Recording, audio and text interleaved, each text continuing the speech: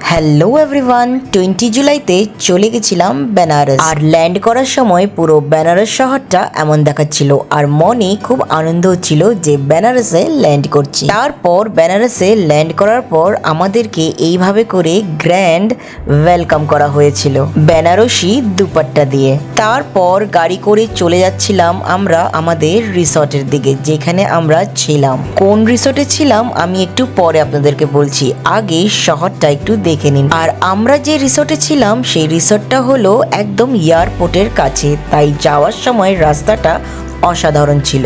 তো এইবার আমরা রিসর্টের দিকে ঢুকে গেলাম, আর রিসর্টটার নাম হলো দ্য ভিলেজ লেক রিসর্ট। অসাধারণ এই রিসর্টটা আমার লেগেছে, ভীষণই সুন্দর, ভীষণ বড় এলাকা নিয়ে এই রিসর্টটা তৈরি করা হয়েছে। চারিদিকে শুধু প্ল্যান্টস অ্যান্ড প্ল্যান্টস, পুরো যা দেখছেন আপনারা সব কিন্তু ন্যাচারাল প্ল্যান্টস, আর বিশাল বড় এরিয়া নিয়ে কিন্তু এই রিসর্টটা করা হয়েছে।